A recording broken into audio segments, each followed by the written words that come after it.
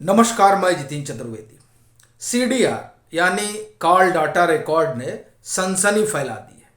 और अगर ये कहा जाए कि उससे खलबली बड़ी मची है तो मुझे नहीं लगता है कि कुछ गलत होगा। वो इसलिए चूंकि इसमें ये जो दारू घोटाले की जांच पड़ताल चल रही है, कहा जा रहा है कि 100 करोड़ रुपए की रिश्वत दी गई। यही नहीं, 292 करोड़ जो कुछ इसमें आया गया उसका मनी ट्रेल भी चल रहा है। अब ये जो तमाम चीजें हैं वो अगर कहीं दर्ज है या उनकी कहीं निशानदेही है तो वो इलेक्ट्रॉनिक डिवाइस, उन इलेक्ट्रॉनिक डिवाइस में कंप्यूटर भी है, लैपटॉप भी है, फोन भी है, व्हाट्सएप चैट भी है। लेकिन इन सब में जो सबसे महत्वपूर्ण है वो है कॉल डाटा रिकॉर्ड। ये जो उसमें जो चीजें दर्ज हैं, दरअसल उसने इस मामले से जुड़े हुए तमाम लोगों, आरोपियों की नींद उड़ा दी है। कैसे, उस पर हम लोग बात करेंगे। लेकिन पहले इस पूरे मामले में एक दो जो बड़ी घटना हुई उस पर बात कर लेते हैं, फिर आते हैं इस पूरे सीडीआर पर। के कविता को ईडी ने कहा था कि साहब आपको पेश होना है, सम्मन था उनको, लेकिन वो तो गई नहीं। और उन्होंने ये हवाला दिया कि देखिए, जब हम 11 मार्च को गए थे तो 8:30 बजे तक बैठे थे। उसके बाद में 8:30 बजे उनसे कहा गया कि आप जाइए, और जब हम वहां से निकलने लगे तो ईडी ने हमें 16 मार्च का सम्मन पकड़ा दिया। उस सम्मन में ये तो नहीं लिखा था कि हमें इन पर्सन आना, मतलब खुद आना है, या अपना कोई रिप्रेजेंटेटिव भेजना है।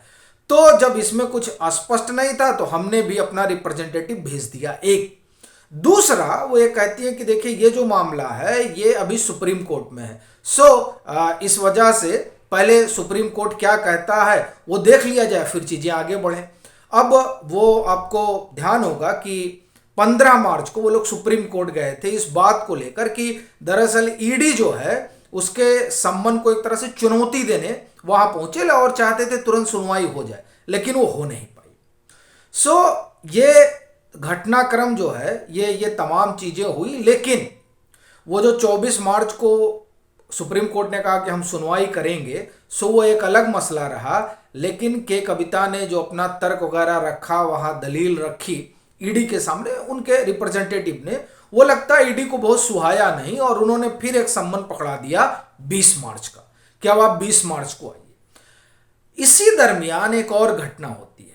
आपने ये जो पूरा साउथ ग्रुप वाला मसला है इस दारू घोटाले से जुड़ा हुआ, उसमें 3 नाम जो आते हैं वो अरुण रामचंद्र पिल्लई का है, बुच्ची बाबू, और उसके बाद में अभिषेक बोन्नापल्ली।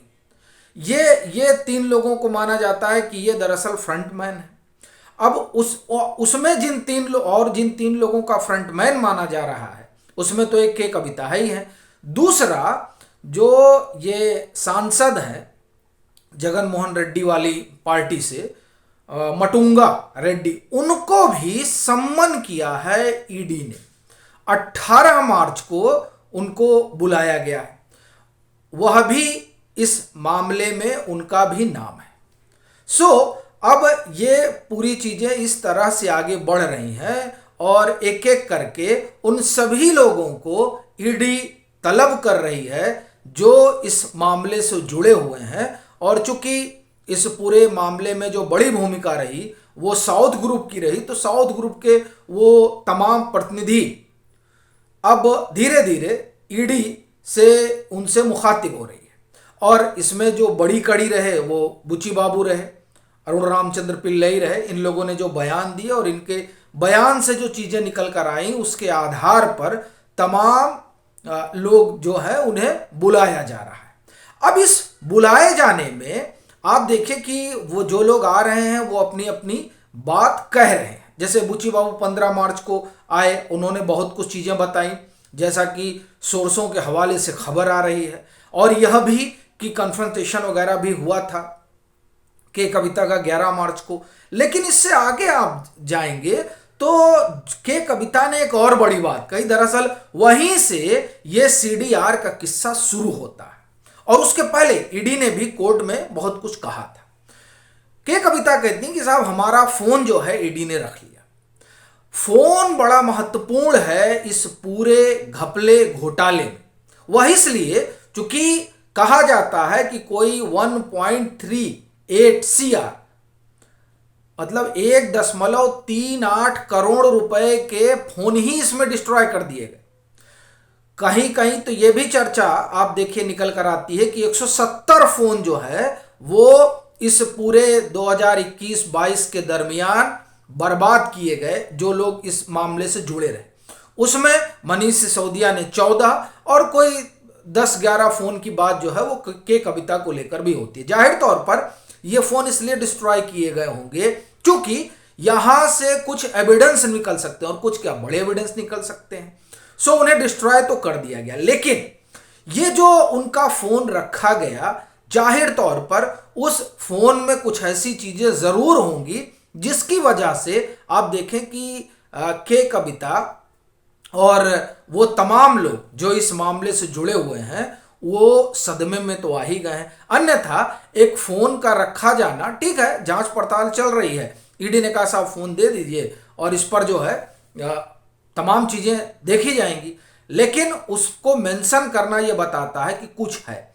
और इससे पहले आप देखिए जब सीबीआई ने छापा वगैरह मारा था मनीष सिसोदिया के यहाँ, तो वहां से भी इलेक्ट्रॉनिक डिवाइस लेकर वो लोग गए थे, उसे भी बड़ा इशू बनाया गया था। फिर अभी संभवतः ये 14 जनवरी रही होगी जब उनके दफ्तर से कंप्यूटर लाए गए।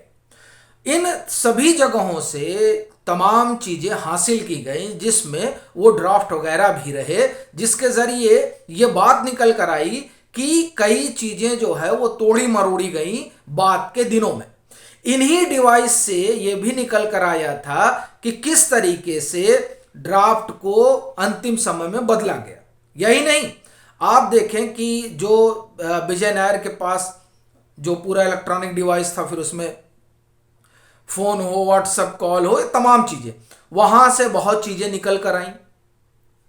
और फिर आप दिनेश अरोड़ा का देखिए, ये जितने नाम हमने लिए, वो चाहे के कविता हो, चाहे मनीष सिसोदिया हो, चाहे विजय नायर हो, चाहे दिनेश अरोड़ा हो, चाहे अभिषेक बोनापल्ली हो, अरुण रामचंद्र पिल्लई हो, ये तमाम लोग जो हैं उसमें आप देखिए एक चीज बड़ी कॉमन दिखाई देती है, वो है इलेक्ट्रॉनिक डिवाइस। और उस इलेक्ट्रॉनिक डिवाइस में भी सीडीआर को लेकर